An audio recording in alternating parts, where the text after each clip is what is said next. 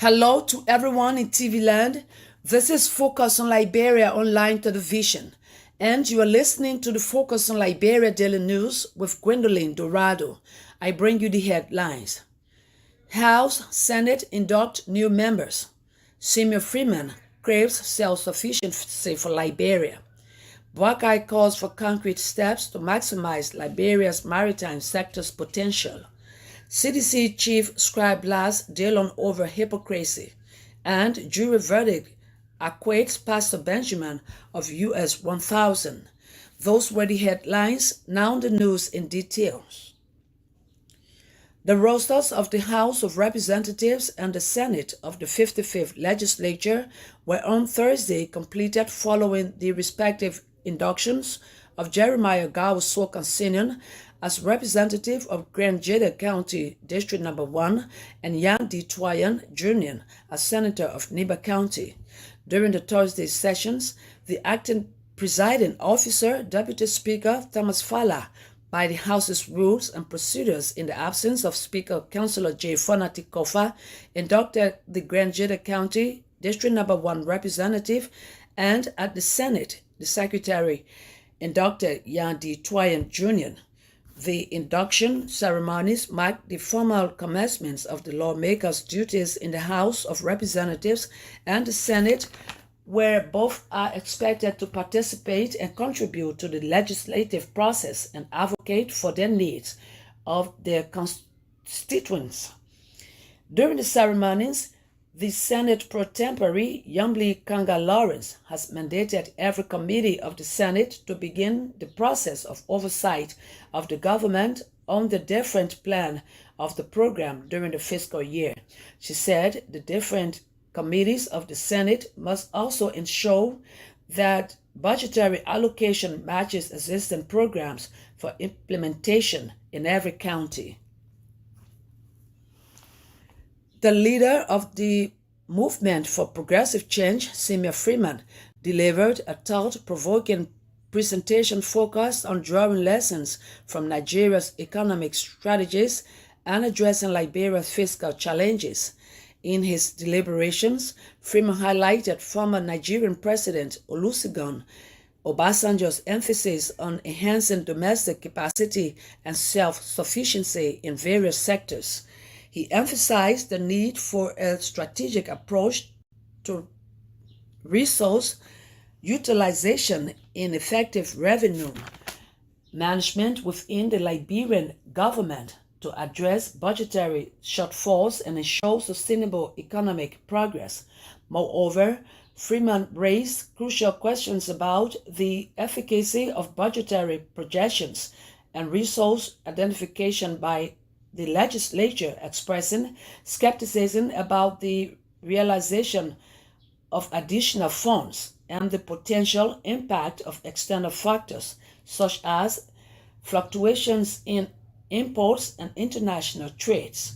Freeman called on the government to take the existing money and add value back to economy.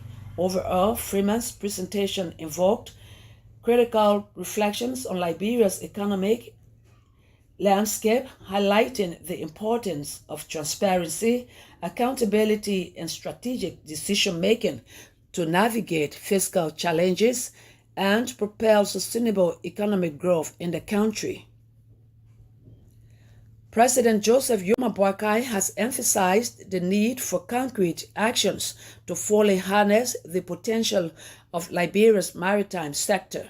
Serving as guest of honor at the third graduation ceremony of the Liberia Maritime Training Institute on Thursday in Marshall City, Magibe County, President Boakai said the institute is a crucial tool in the country's effort to tap into the opportunities.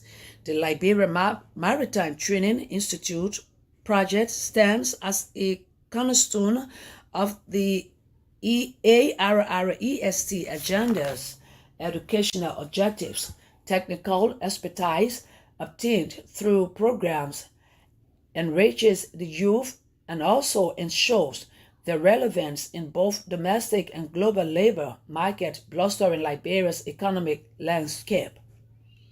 President Boakai commended the Liberia Maritime Authority for its proactive stance in promoting gender inclusivity within the maritime sector. The Secretary General of the Congress for Democratic Change has launched a scathing criticism against Senator Ibrahim Darius Dillon of Masurado County, accusing him of hypocrisy and betrayal. Koji's commentary delves into a series of alleged inconsistencies into Senator Dillon's political tax record and public statement, painting him as a composition of deceptions and a walking contradiction. He highlighted some of Dillon's actions appear to contradict his previous stances, such as critiquing Senator Sir Joseph for engaging in public services initiatives while now spearheading a rehabilitation program for himself. The CDC Secretary General asserted that Dillon, who decried the misuse of taxpayer money for personal gain, benefited from such practices, having his education expenses covered by Salif. Furthermore, Koji criticized Senator Dillon for betraying his former political leader, the late Charles Brumskin, by allying with former President Ellen Johnson Sirleaf, who he previously condemned. This included Senator Dillon's unfulfilled promises, discrepancies in his declared salary allocation, perceived negligence in addressing corruption, nepotism, and human rights issues, as well as his purported silence on critical government matters. The former CDC Youth League chairperson concluded by stressing the importance of truth and transparency in public discourse, urging for honest communication and accountability. In a significant legal development, a jury at Criminal Court C has acquitted defendant Abraham Benjamin of charges relating to the alleged theft of U.S. $100,000 transferred from his estranged wife, Christina Simwe, residing in the United States. The 12-person jury's decision, reached on Thursday, May 16th, marked the conclusion of an intense legal battle that spanned months and involved charges of theft of property and misapplication of entrusted funds against Benjamin, a Ghanaian pastor affiliated with the Christ Embassy International Church in Liberia, who had been detained since 2022, with concerns raised about potential for him to flee the country if granted bail. Accompanied by his legal representation, Councillor Benjamin Joa, after the trial's conclusion, Benjamin expressed gratitude for what he perceived as a justice prevailing in the courtroom. He refuted the allegations leveled against him by his estranged wife, emphasizing the lack of veracity in her claims about the reported financial transactions intended for construction projects. The defense lawyer, Councillor Joa, underscored the importance of justice prevailing and highlighted what he perceived as a successful defense in proving his client Benjamin's innocence.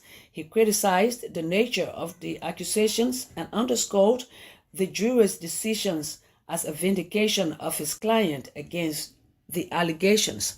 However, the legal proceedings surrounding Benjamin's case have shed light on the complexities and challenges involved in criminal serving as a testament to the legal processes, thoroughness, and adherence to the principle of ensuring justice as served fairly and justly.